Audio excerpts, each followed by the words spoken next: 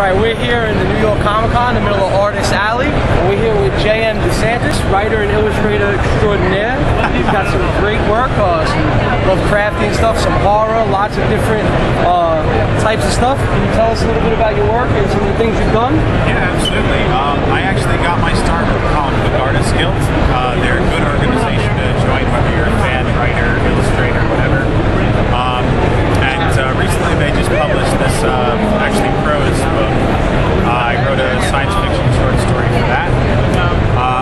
In the past I've done some stuff for Planet Lovecraft. They've since moved over to the title Strange Aeons, which I'll probably be writing and illustrating for them as well. I was the featured artist in Heavy Metal Magazine's 2009 issue of January. And right now I'm actually signed to do a book series. I don't know if I can mention the title, but it's called the Pompeii Hollow Book Club. I think the first one should be out around Easter sometime. The writer on it is a guy named JM Desantis, and I'm just illustrating for it. So. Tell us a little bit about the Night of the Living Dead reanimated project. I know that was a big deal last year, and you were part of that, correct? Yeah, absolutely. It was. It's actually an interesting project. It's kind of like a moving gallery. They took the soundtrack to Night of the Living Dead and had illustrators, artists, animators do puppetry animation, even some straight up acting.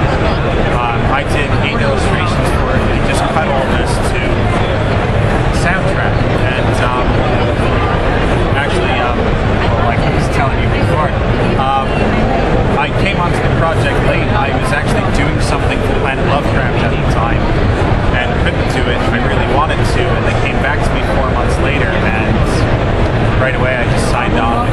It's actually a great project. It's different. And actually, I know George A. Romero knows about it. Yes. I don't know if he's made an official announcement on where it falls in the series or how it ties in. I know there's like a whole lot of rights issues with that particular movie. It ended up going into public domain. Yeah. And then once it goes into public domain, everybody could have a crack at it. But this was an interesting project because I felt like it was like a different take rather than just like issuing another DVD, or there's like 50 copies of the DVD floating around from different companies.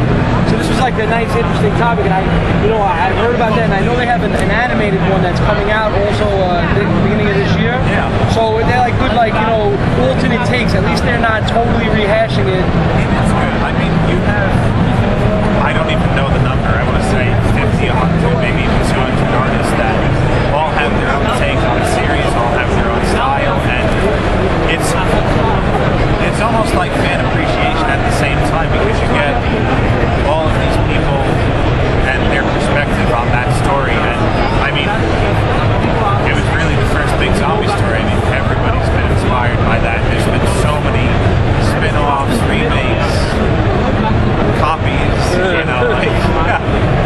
So, yeah, it was fun. It was fun. And to work on a classic like that, I mean, that was a blast. So now, is there a website that you have where they could check you out on? Or? Yeah, I actually have a couple. I have my personal website, which is jmdesantis.com.